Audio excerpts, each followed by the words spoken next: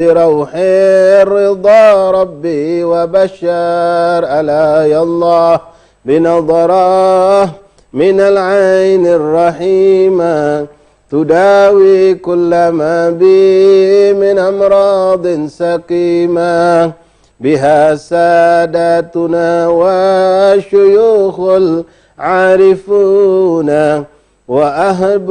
وأهلنا وأحباب هم بقلب نازلون ومنهم في سرائر فؤادي قاطنون بساحات تربها في من ذكي المسك الأعطار ألا يا الله بنظرة من العين الرحيمة تداوي كل ما بي من امراض سقيمة منازل خير السادة لا يا الله بنظرة لكل الناس قادة لا يا الله بنظرة محبتهم سعادة لا يا الله بنظرة ألا يا بخت من زارهم بالصدق وانذر إليهم معتني كل مطلوبه تيسر ألا يا الله بنظرة من العين الرحيمة تداوي كل ما بي من أمراض سقيمة. بسم الله الرحمن الرحيم. الحمد لله رب العالمين حمدا يوافي نعمه ويكافئ مزيده يا ربنا لك الحمد كما ينبغي لجلالك الكريم وعظيم سلطانك. اللهم صل وسلم وبارك وكرم على سيدنا محمد صلاة تكون لك الرضا ولحقه الأداء وأعطه الوسيلة والفضيلة والشرف والدرجة العالية الرفيعة وابعثه مقاما محمودا الذي وعدته يا أرحم الراحمين. ربي اشرح لي صدري ويسر لي أمري واحلل عقدة من لساني يفقهوا قولي. ربي زدنا علما وارزقنا فهما. اللهم ارزقنا فهم النبيين وحفظ المرسلين وإلحام كإلحام الملائكة المقربين. اللهم بارك لنا ووفقنا فيما تحب وترضى. اللهم اجعلنا مبارك في كل حين قرة عين سيد المرسلين والحقنا يا ربنا بالصالحين. وصلى الله على سيدنا محمد النبي الأمي وآله وصحبه وسلم. الحمد لله رب العالمين. Ma'asyiral ahbab, ikhwani rahimakumullah, hafizakumullah, wafaqakumullah. Jamaah Majelis Ta'lim Online Streaming Pemuda Sahibul Majalis PSM yang dirahmati Allah. Alhamdulillah, thumma alhamdulillah, thumma alhamdulillah. Pada waktu yang penuh berkah ini bainal isya'ain kembali kita dikumpulkan Allah Subhanahu wa taala dalam majlis kita yang mudah-mudahan selalu mendapatkan lindungan Allah, ridha Allah, rahmat Allah Subhanahu wa taala. Ikhwan rahimakumullah, sebagaimana yang telah kita sampaikan insyaallah pada session kedua pada waktu bainal isya'ain ini kembali kami akan mengisi majlis yang penuh berkah ini dengan berbagi cerita-cerita tentang keagungan mereka para salihin, para aulia Allah. Yang mana kita ketahui ikhwan rahimakumullah, mereka para aulia Allah tersebut mendapatkan kecintaan dari Allah, di antaranya dengan mereka memperbanyak melakukan perkara-perkara yang sunnah setelah melakukan yang diwajibkan oleh Allah. Namun tidak pula kita lupa ikhwan rahimakumullah, sebagaimana tadi yang kita baca dalam qasidah, mereka itu pun memiliki sifat-sifat agung. Di antaranya adalah kebersihan hati pada diri mereka. Dikatakan oleh Imam Abdul Haddad dalam qasidah yang kami baca tadi, rijalullah min kulli dhi qalbin munawwar musaffan min jami'id danas tayyib mutahhar. Mereka para rijalullah, para aulia Allah, para salihin itu min kulli dhi qalbin munawwar, mereka semua memiliki hati-hati yang terang benderang, hati-hati yang terang mendapatkan pandangan dari Allah. Musaffan min jami'id danas tayyib mutahhar, hati mereka tersucikan dari semua bentuk kotoran hati. Tidak ada kibir, tidak ada hasud, tidak ada iri, tidak ada ujub, tidak ada suudzon, tidak ada apapun yang kotor di hati mereka. Mereka sucikan dengan izin Allah, dengan selalu menjaga hati mereka dari segala penyakit-penyakit hati.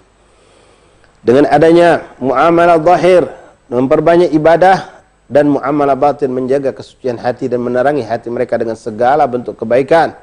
Di antaranya dengan memperbanyak membaca Al-Quran, memperbanyak salawat kepada baginda Rasulullah, memperbanyak daripada membaca zikir, tasbih, tahmid, tahlil, dan apapun yang bisa mendatangkan keberkahan dan penerang pada hati-hati mereka. Mudah-mudahan ikhwan rahimakumullah, kita pun diberikan Allah kemampuan untuk mampu menjaga hati kita dari segala bentuk penyakit-penyakit hati, dan Allah pun berikan kemampuan kita untuk memperbanyak ibadah secara zahir, untuk menjalankan sunnah-sunnah Rasulullah. Dan mudah-mudahan hati kita dipenuhi dengan hiasan-hiasan hati, dengan sifat-sifat yang mulia dari hati-hati yang diberikan Allah kepada mereka para salihin. Ahbabina ikhwani rahimakumullah, pada kesempatan yang berkah ini kami ingin berbagi cerita tentang beberapa sosok agung, tokoh aulia Allah yang pernah kami dapatkan cerita dari orang-orang tua kami dahulu, para guru-guru kami. Di antaranya malam hari ini sedikit kalau kita sambungkan, ya bisa saja bersambung dengan keadaan kita sekarang. Ikhwan rahimakumullah, kami pernah duduk bersama seorang salihin yang ada di kota Palembang, rahimahullah ta'ala rahmatul abrar, Al-Habibul Barakah Al-Habib Yusuf bin Ali Al-Masawah. Semasa hidup beliau, alhamdulillah dengan izin Allah, kami sering mengambil keberkahan dengan duduk bersama beliau, mendengar nasihat-nasihatnya, dan mendengar pula cerita-cerita yang mulia daripada cerita orang-orang soleh yang pernah beliau dapatkan. Di antaranya ikhwan rahimakumullah, beliau pernah bercerita kepada kami tentang dua sosok agung waliullah yang ada di kota Palembang, yang mungkin, maaf, kita orang Palembang sendiri tidak banyak mengenal dua sosok ini. Tapi beliau dapatkan ini cerita langsung dari abahnya, yaitu Habib Ali Al-Masawah, yang mana Habib Yusuf mendapatkan cerita ini sekali lagi dari abah beliau, yang merupakan abah beliau ini Habib Ali Al-Masawah, murid dari Habib Abdullah bin Husain Al-Kaf. Habib Abdullah bin Husain Al-Kaf seorang waliullah besar, dan abahnya pun seorang waliullah besar, yang Habib Yusuf tidak berjumpa dengannya, tapi abah beliau adalah murid dari Habib Abdullah. Ikhwan rahimakumullah, kalau mau dihubung-hubungkan dua cerita yang akan kami bawakan, ya berhubungan dengan keadaan kita sekarang. Kita tahu Allah subhanahu wa ta'ala lewat syariat Islam, lewat baginda Rasulullah SAW, telah memberikan kepada kita makanan-makanan yang baik, halalan thayyibah, kulu minat thayyibat. Dan Allah mengharamkan apapun bentuk makanan-makanan yang akan mendatangkan mudarat atau kecelakaan buat diri kita, manusia. Dibentuklah syariat yang menghalalkan sebagian makanan dan mengharamkan pula sebagian makanan. Yang dihalalkan tentu yang baik-baik, yang mendatangkan kebaikan buat jasad kita, pertumbuhan jasmani kita, dan yang lebih lagi penting adalah berefek baik pula pada rohani kita. Dan apa yang diharamkan oleh Allah, tentu itu akan mendatangkan mudarat buat jasad kita, dan lebih buruk lagi, na'udzubillah, akan memberikan mudarat yang besar buat daripada ruh atau batin kita. Ikhwani rahimakumullah, ma'asyil ikhwan, hadirin rahimakumullah. Cerita yang pertama tentang sosok Al-Imam Al-Arif Billah Al-Habib Abdullah bin Husain Al-Kaf. Beliau, dari apa yang kami dapatkan cerita dari Habib Yusuf bin Ali Al-Masawah rahimahullah ta'ala, yang telah wafat, orang tua kita semua, orang yang soleh, kita kenal dengan kesolehannya, ketawaduannya, kesucian hatinya, kezuhudannya, kewaroannya, rahimahullah rahmatul abrar. Beliau bercerita dari abahnya. Habib Ali Al-Masawah punya guru namanya Habib Abdullah bin Husain Al-Kaf. Habib Abdullah ini ikhwan rahimakumullah berdakwah di sekitar Palembang dan dusun-dusun, desa-desa yang ada di sekitar Palembang. Beliau dakwah masuk dari kampung ke kampung, mengajak murid-muridnya. Beliau masuk ke daerah-daerah yang belum di situ mengenal Allah. Beliau Islamkan, beliau didik mereka, beliau kenalkan mereka kepada Allah dan Rasul, sehingga menjadilah begitu banyak kampung-kampung yang beliau masuki, yang tadinya mereka kafir, menyembah apa yang tidak boleh disembah, yang mensekutukan Allah, menjadi beriman kepada Allah, mengenal Allah dan mengenal Rasulullah. Bukan sedikit tantangan yang beliau dapatkan. Begitu banyak tantangan-tantangan dan cobaan yang beliau dapatkan. Di antaranya ikhwan rahimakumullah diceritakan. Kita tahu tadi bahwasanya Islam menghalalkan apa yang baik buat kita dan mengharapkan apa yang buruk buat kita. Sebagaimana kita tahu ikhwan, corona, ya katanya memang inilah kenyataannya, virus itu muncul dari makanan-makanan yang dimakan oleh mereka orang-orang yang ada di Wuhan, Cina, di sana, dengan apa yang makanan yang tidak boleh dimakan oleh kita orang. Memakan apa yang diharamkan Allah. Singkat cerita, muncullah wabah dan virus tersebut. Yakinkan ikhwan, apa yang dihalalkan Allah itulah yang terbaik, dan apa yang diharamkan Allah itulah yang buruk, yang tidak baik buat kita. Habib Abdullah bin Husain Al-Kaf ini, ikhwan rahimakumullah, beliau berdakwah dari kampung ke kampung, dari dusun ke dusun. Terkadang beliau tidak pulang sampai beberapa minggu, bahkan sampai melebihi 1-2 bulan. Beliau baru pulang lagi ke Palembang. Selesai beliau mengislamkan satu daerah, beliau berdakwah lagi ke daerah yang lain. Lalu beliau kembali ke daerah yang sudah dia Islamkan untuk melihat perkembangan, dan itulah yang beliau lakukan sepanjang hidup beliau. Sampailah ikhwan rahimakumullah, Habib Abdullah mengislamkan satu daerah. Lalu daerah tersebut diislamkan oleh beliau dengan izin Allah sesuai apa yang datang dari Islam, rahmatan lil alamin, mempercantik kehidupan manusia. Orang-orang di satu dusun yang tadi tidak mengenal Allah, mereka hidup tidak beda, maaf, dengan hewan. Yang kuat mendolimi yang lemah, yang kuat menguasai orang-orang yang lemah. Milik mereka adalah milikku, dan segala macam bentuk kezaliman terjadi di situ. Baik itu na'udzubillah, perzinahan, perjudian, yang mabuk, yang mereka saling melakukan permusuhan, perperangan antara mereka, dan mereka pun memakan makanan yang diharamkan dalam syariat Islam. Masuk Habib Abdullah ke daerah tersebut, mengislamkan mereka sehingga mereka menjadi orang-orang yang baik, hidup dalam nuansa Islam, ketenangan, ketentraman, keadilan, semua ada muncul dengan berkat Islam yang ada di antara mereka. Subhanallah ikhwan rahimakumullah, di kampung sebelah ada orang-orang yang belum Islam, dipimpin oleh seorang pemimpin. Kampung tersebut kepala sukunya, yang mana kepala suku ini sudah kewalahan menghadapi orang-orang kampung yang begitu bejat karena mereka tidak memiliki agama. Mereka saling pukul, mereka saling menghina, mereka saling serang, mereka memakan apa yang diharamkan Allah, mereka memakan hewan-hewan yang diharamkan. Mereka melakukan bermacam-macam keburukan. Akhirnya ikhwan rahimakumullah, ini kepala suku memperhatikan desa atau dusun di sampingnya, Masya Allah, beda jauh banget antara kehidupan orang-orang muslim yang udah Islam di kampung tersebut dengan orang-orang yang masih kafir yang tidak mengenal Allah yang ada di kampungnya. Akhirnya dia mencari tahu, ternyata yang merubah orang-orang di dusun itu adalah Islam yang dibawa oleh Habib Abdullah bin Husain Al-Kaf. Akhirnya ikhwan rahimakumullah, kepala dusun ini mencari tahu di mana Habib Abdullah. Hanya pun mendapatkan Habib Abdullah, dia datang, dia bersilaturahmi, dan dia mendapatkan penjelasan dari Habib Abdullah tentang Islam, dan subhanallah, orang ini pun adalah orang yang akhirnya menjadi pertama kali masuk Islam dari dusun tersebut, dia sebagai kepala suku. Akhirnya dia meminta kepada Habib Abdullah untuk masuk ke kampungnya, akan memberikan siraman-siraman nur cahaya Allah dan cahaya Rasulullah ke kampung mereka agar orang tersebut juga mendapatkan iman.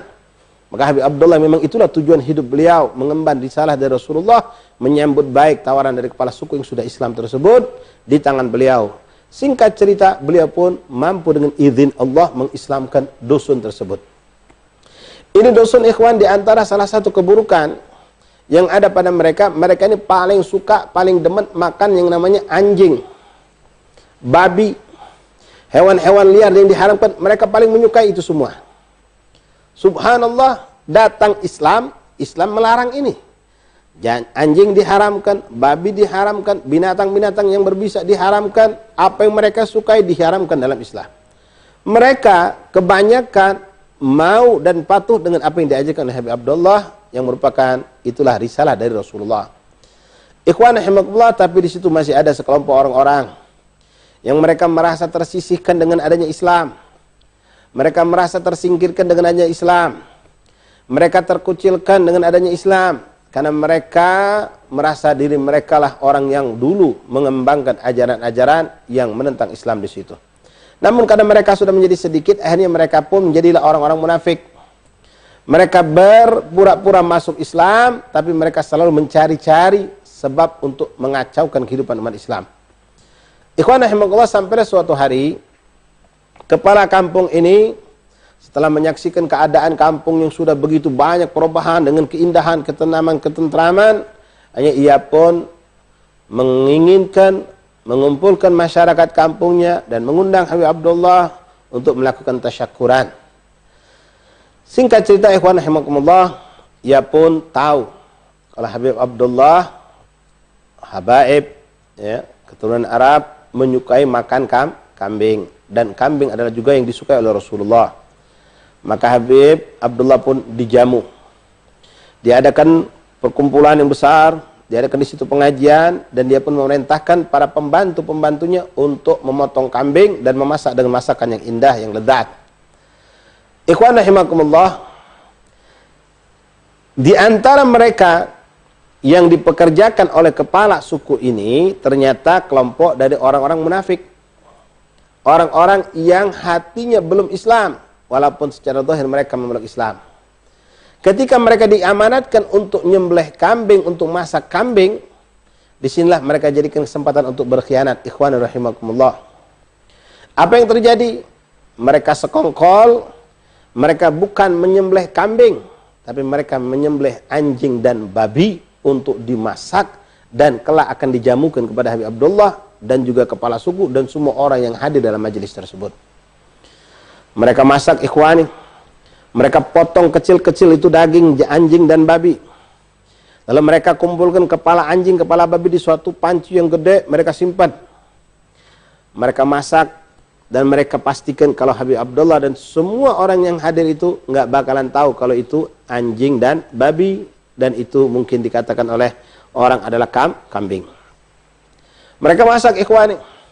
Setelah mereka masak, mereka pun menyuguhkan makanan tersebut dalam nampan dicampur dengan nasi dan lain-lain, diberikan kepada tamu-tamu yang datang, termasuk di situ kepala suku dan Habib Abdullah. Nah, ikhwan rahimakumullah, mereka ingin menjebak. Mereka ingin menyaksikan kalau Habib Abdullah dan murid-muridnya juga semua orang itu makan daging yang mereka masak. Dan kalau memang itu dimakan, mereka akan langsung melabrak Habib Abdullah dan mengatakan Habib Abdullah itu pembohong dengan syariat yang dibawa. Mereka akan mengatakan kalau ini Habib Abdullah pembohong. Kenapa? Dia makan anjing, makan babi. Dia mengharamkan untuk kita, tapi mereka sendiri makan. Itu yang ingin mereka lemparkan. Subhanallah, ikhwan rahimakumullah. Ini pun mereka atur. Sampailah saat makan tiba, hidangan sudah disiapkan, maka mulailah dihidangkan makanan tersebut di hadapan Habib Abdullah, para tamu-tamu, para murid, dan termasuk kepala suku. Mereka nonton dari bawah, ikhwan, menyaksikan apa yang akan terjadi. Apakah Habib Abdullah ini bakal tahu atau tidak. Dan mereka pun meyakini kalau memang Habib Abdullah ini benar, dia pasti akan tahu kalau itu bukan kambing tapi anjing dan babi. Subhanallah, ikhwan rahimakumullah. Ketika hidangan sudah di hadapan Habib Abdullah, para muridnya, kepala suku dan orang-orang yang hadir, maka kepala suku mempersilakan kepada Habib Abdullah untuk memulai makan, dan Habib Abdullah pun memulai dengan membaca bismillah dan membaca doa makan yang diajarkan Rasulullah. Beliau dan murid-murid pun makan dan semua orang pun makan. Ketika beliau sedang makan, terjadilah kekacauan di depan rumah yang diadakan majelis tersebut. Kenapa, ikhwan? Mereka semua ribut dan mereka teriak-teriak, mengucapkan kalimat-kalimat kotor, mengatakan kalau Habib Abdullah pembohong besar. Habib Abdullah itu mengharamkan apa yang tidak diharamkan oleh Allah. Mereka mengatakan Habib Abdullah itu cuma hendak menghancurkan ekonomi mereka, yang mana mereka kebanyakan adalah pedagang anjing dan babi. Mereka mengatakan yang mereka masak itu adalah anjing dan babi. Terbukti Habib Abdullah mau makan. Kalau memang Habib Abdullah itu benar-benar dengan risalahnya, dengan apa yang dia bawa, tentu Habib Abdullah akan tahu kalau yang mereka hidangkan itu bukan kambing tapi anjing dan babi. Singkat cerita, ikhwan rahimakumullah, ketika terjadi keributan, kepala suku ini pun marah dan dia menenangkan orang yang di depan. Lalu beliau bertanya, alasan apa kalian ribut? Maka orang mengatakan itu Habib Abdullah itu pembohong. Dia melarang kita makan anjing dan babi, tapi itu kami masak anjing babi, dia makan. Habib Abdullah dengan tenang, ikhwan, masih terus melanjutkan makannya di dalam. Hanya kepala suku kebingungan. Dan dia pun merasa salah, merasa membuat suatu kesalahan besar kalau memang itu anjing dan babi yang diberikan kepada Habib Abdullah. Akhirnya kepala suku ini mendatangi Habib Abdullah dan mengatakan, ya Habib, ini yang dimasak oleh orang-orang itu, kata mereka bukan kambing tapi anjing dan babi. Habib Abdullah dan terusnya mengatakan, tidak, yang ku makan kambing. Yang ku makan ini kambing. Kalau nggak percaya, kau cium aromanya. Beda kalau kambing itu dengan anjing dan babi. Ketika kepala suku itu mengambil daging yang ada di hadapannya, dia mencium dan memperhatikan, ternyata memang itu daging kambing. Ia yakin ini kambing, baunya kambing. Maka dia mengatakan, tidak, yang kami makan kambing. Maka terjadilah perbantahan antara tukang masak dengan kepala suku dan Habib Abdullah. Cuma dia menyaksikan. Kepala suku ini mengatakan, kambing yang kami makan. Tapi mereka tukang masak, kami yang masak, kami yang memasak, kami tahu benar itu adalah anjing dan babi, bukan kambing. Akhirnya sampai mereka mengatakan, kalau memang engkau kepala suku tidak percaya, maka saksikan kami menyimpan masih dalam panci yang besar kepala anjing dan babi sebagai bukti kalau yang kami masak adalah anjing dan babi, bukan kambing. Ketika kepala suku ini menerima tantangan dari mereka tukang masak, Habib Abdullah pun mengikuti. Menampingi itu kepala suku sampai di dapur. Ikhwan rahimakumullah, Habib Abdullah mengatakan, mana kepala kambing yang kalian masak? Aku ingin menyaksikan kepala-kepala kambing tersebut.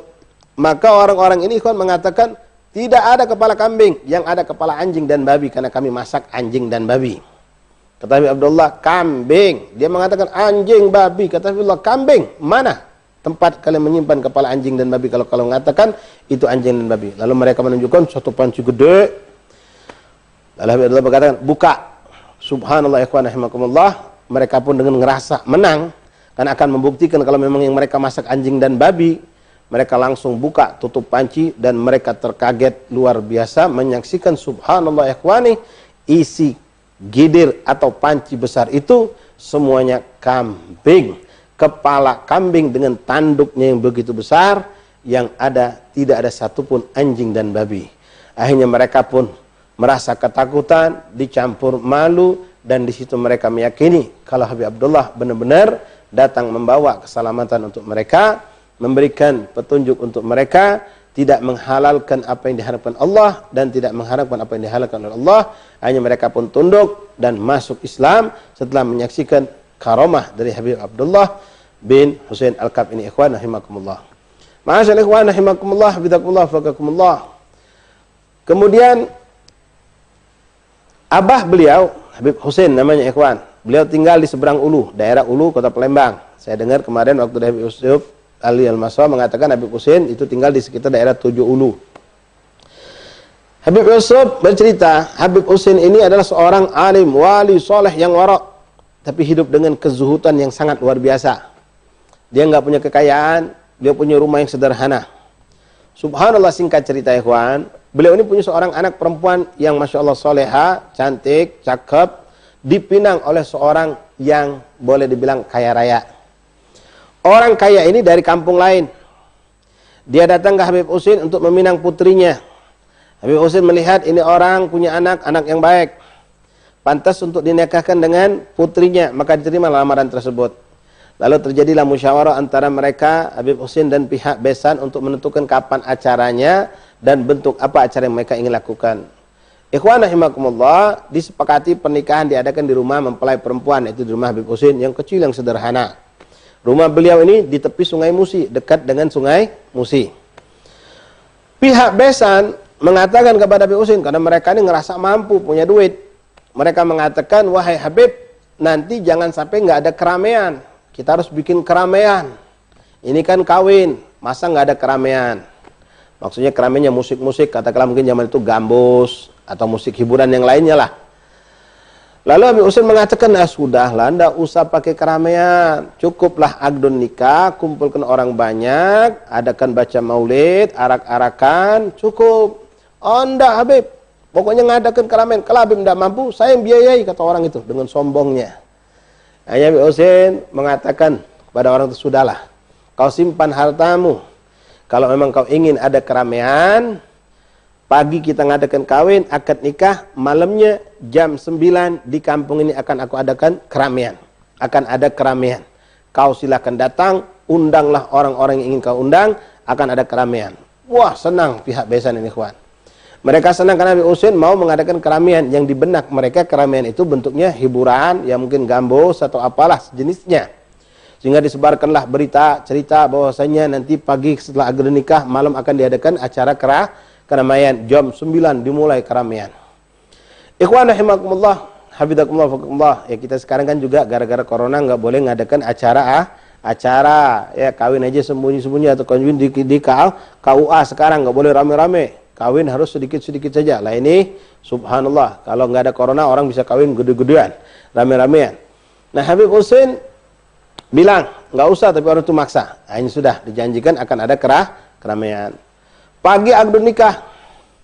Setelah akad nikah selesai, pihak besan ini mulai ngelihat, kok nggak ada alat-alat musik, Kok nggak ada alat-alat mungkin sejenis sound system atau apa untuk memperkeras suara barangkali?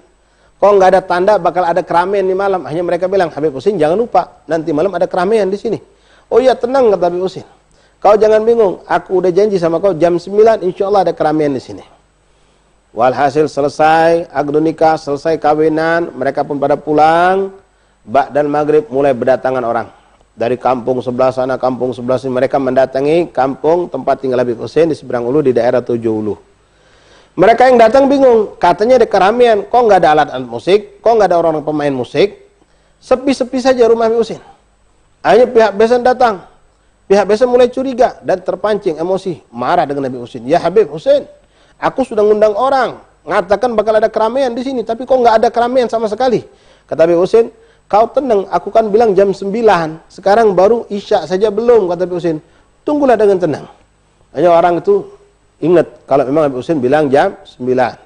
Mereka nunggu ikhwan sampai isya. Isya masuk, mereka protes lagi, mana Habib, tidak ada alat musiknya, tidak ada.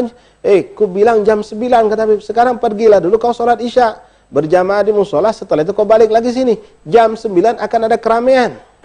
Hanya mereka pun ikhwan alhamdulillah pergi sholat berjamaah, Habib Husin pun sholat bersama mereka, pulang dari musola, balik ke rumah Habib Husin, diajak makan dulu sama Habib Husin. Mas makan, mereka setiap saat lihat jam 8 lewat, kok belum ada keramaian.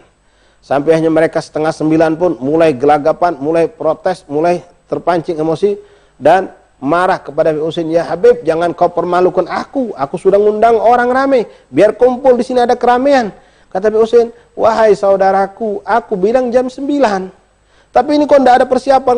Kokoknya jam 9 ada keramaian. Kau diamlah, kau tunggu saja, kata Habib Husin. Subhanallah ikhwani rahimakumullah, hafizakumullah, faqakumullah. Sampai akhirnya jalan waktu terus, mendekati jam 9, orang pun mulai datang. Orang datang, semua orang pada bingung. Di rumah Habib Husin, orang kumpul rame, tapi nggak ada musik, nggak ada apa-apa. Sampai detik terakhir ikhwani jam 9 tepat, ini sekali lagi cerita saya dapatkan dari Habib Yusuf bin Ali Al-Masawah rahimahullah taala radhiyallahu an. Itu pas jam 9 tepat malam hari itu ikhwan rahimakumullah, subhanallah, ini rumah Habib Husin dekat Sungai Musi.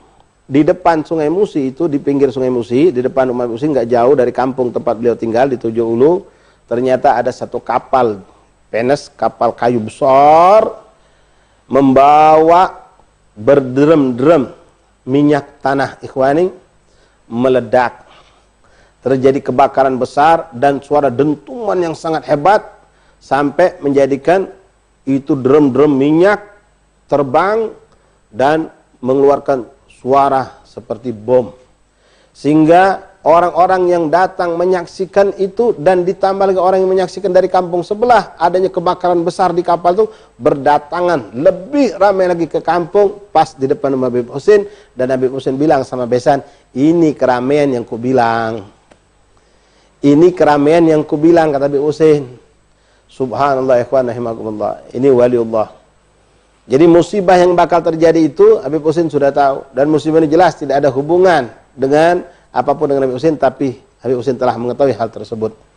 Begitu jam 9 terjadi ledakan, kapal itu terjadi ledakan, terbakar, semua orang datang ramai dari kampung-kampung lain, lebih ramai dari tadi yang sebetulnya mereka cuma pengen menyaksikan keramaian musik, tapi mereka datang lebih ramai lagi dari kampung-kampung lain menyaksikan apa yang terjadi dari ledakan kapal tersebut. Subhanallah. Ikhwan rahimakumullah, hafizakumullah, wafaqakumullah. Inilah contoh karomah yang Allah berikan kepada para awliya Allah untuk membela mereka, untuk menunjukkan kebenaran apa yang ada mereka pada diri mereka. Ma'asyal ahbab, ikhwan rahimakumullah, hafizakumullah, wafaqakumullah. Adapun mengenai beliau sendiri, Al-Habibul Barakah, Al-Habib Yusuf bin Ali Al-Masawah, ya, alhamdulillah beliau termasuk salah satu tokoh habaib Palembang yang hidup dengan kesederhanaan, dengan kewaraan, dengan kezuhudan, yang beliau memiliki banyak kelebihan-kelebihan ikhwan rahimakumullah diberikan oleh Allah. Di antaranya kelebihan beliau miliki bukan dengan karamah-karamah yang hebat besar, tapi beliau ketawaduannya yang sangat. Tidak beliau keluar dari rumah kecuali pandangan ke bumi jauh lebih banyak ketimbang beliau mengangkat mukanya memandang ke depan atau ke langit. Dan beliau selalu melakukan segala pekerjaan dengan dirinya sendiri, walaupun beliau sebetulnya mampu meminta tolong kepada orang lain. Sampai beliau masuk usia 80 lebih, sampai mendekati 90 pun beliau masih terus melakukan kebaikan-kebaikan. Banyak orang-orang yang susah datang ke beliau, orang-orang yang nggak ngerti hukum datang ke beliau, dan beliau rahimahullah ta'ala diceritakan, ikhwan rahimakumullah, sering bertemu dengan Nabiullah Khidir alaihissalam. Diceritakan pernah suatu hari datang beberapa pemuda Alawiyin berkunjung kepada beliau. Pemuda Alawiyin ini duduk ngobrol cerita. Subhanallah, satu di antara mereka ini yang mungkin sekedar iseng saja berkata kepada Habib Yusuf, "Ya Habib, ana pengen ketemu Nabiullah Khidir. Ada tak bacaannya? Ada tak baca yang bisa mempertemukan aku dengan Nabiullah Khidir alaihissalam?" Wallahi wan, ini Habib Yusuf orang yang sangat menjaga lisan, sangat menjaga diri, menjaga kelebihan yang dapat diri. Tidak pengen beliau itu orang lain tahu. Tapi saat itu subhanallah, spontan, mungkin istilah kita tajaruk bil kalam, tidak sengaja beliau terucap. Ketika itu orang bilang pengen ketemu Nabiullah Khidir, beliau mengatakan, ini depan rumah ana Nabiullah Khidir tiap hari lewat. Ini depan rumah ana Nabiullah Khidir tiap hari lewat, kata Habib Yusuf radhiyallahu an. Kemudian diceritakan pernah juga ikhwan rahimakumullah, Habib Yusuf Al-Masawa di Palembang ini waktu zaman beliau hidup ada juga seorang hubabah salehah, tagiyah mubarakah yang juga dari Faham Al-Masawa, Hubabah Darwisyah. Yang mana Hubabah Darwisyah ini lebih dikenal di Palembang dengan panggilan Gede Bicah. Gede itu jidah di kampung Muaroh. Habib Yusuf ditinggal di kampung Sungai Bayas. Diceritakan ikhwan rahimakumullah, kampung yang bersebelahan. Jidah Hubabah Darwisyah ini, atau Jidah Bicah ini, Gede Bicah ini pernah mengalami rasa sakit. Lalu beliau menyuruh salah satu cucunya untuk datang ke Habib Yusuf Al-Masawah. Untuk apa? Untuk meminta azimah atau rajahan, kata orang Palembang, atau kata istilah kita, itu doa atau wafak yang bisa mungkin ditaruh di air, diminum untuk menjadi obat dengan izin Allah. Subhanallah, waktu itu ikhwan, cucu yang beliau suruh itu lupa. Sehingga beliau sudah menunggu lama, tak kunjung datang. Akhirnya beliau bertanya, pas dijawab oleh cucu bahwasanya dia lupa, akhirnya Hubabah pun keluar sendiri berjalan dari kampung beliau menuju kampung sebelah. Itu kampung, di situ ada Habib Yusuf Al-Masawah di kampung Al-Masawah di 10 Ilir. Ketika Hubabah berjalan menuju kampung Al-Masawah dari kampung Muaro, terdengarlah adzan asar waktu itu, sehingga beliau pun memutuskan untuk mampir ke rumah salah satu familinya untuk numpang sholat asar. Subhanallah, asar, Hubabah pun masuk rumah dan Hubabah sholat asar. Di saat Hubabah Darwisyah sedang sholat asar, ikhwan rahimakumullah, Habib Yusuf datang ke rumah itu. Datang ke rumah tersebut dan bertanya kepada ahli bait yang ada di rumah itu, siapa yang memanggil saya? Ada kebutuhan apa saya dipanggil ke sini? Waktu itu Hubabah sedang sholat. Keluarga yang tinggal di rumah ini bingung, karena mereka nggak merasa memanggil Habib Yusuf. Lalu mereka katakan, Habib, tidak ada yang manggil antum, Bib, minta maaf, Bib, kami semua tidak ada yang manggil antum ke sini. Ya sudah, kata Habib Yusuf, kalau memang tidak ada yang mau pulang. Habib Yusuf pulang ke rumahnya. Subhanallah, setelah selesai sholat, keluarga daripada yang Sahibul Bait di tempat Hubabah Darwisyah numpang sholat ini berkata kepada Hubabah, Hubabah, tadi ada Habib Yusuf ke sini. Beliau bertanya siapa yang manggil beliau. Kami semua merasa tidak ada yang manggil. Akhirnya, kemana Habib Yusuf? Kata Hubabah. Udah pulang. Kata Hubabah, aku yang manggil beliau. Aku yang manggil Habib Yusuf untuk datang ke sini. Manggil dalam makna bukan manggil lewat suara langsung nyuruh orang. Ikhwani rahimakumullah. Di sini Masya Allah, antara batin seorang waliyah dengan seorang wali. Ya, jadi Hubabah Darwisyah ini memanggil dengan batinnya, Habib Yusuf pun terpanggil dengan batinnya mendatangi. Tapi subhanallah, saat pertemuan yang sering bertemu itu, Hubabah sedang sholat dan Habib Yusuf pulang ke rumah karena dianggap tidak ada yang merasa manggil Habib Yusuf Masawah. Ikhwan rahimakumullah, hafizakumullah, faqakumullah. Hakadah, ya, beberapa contoh daripada kemuliaan para salihin, para aulia Allah yang sempat kami ceritakan pada sesi kedua ini.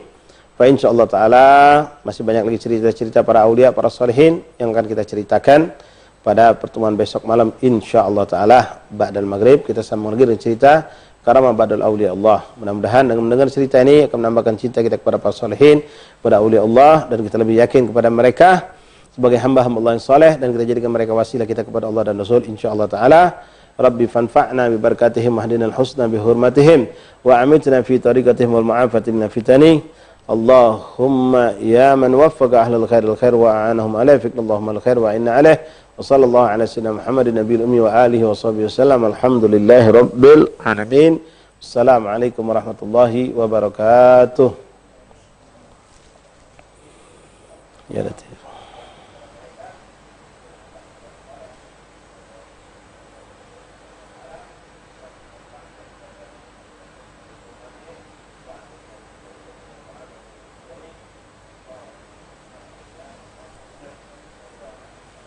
Alhamdulillah.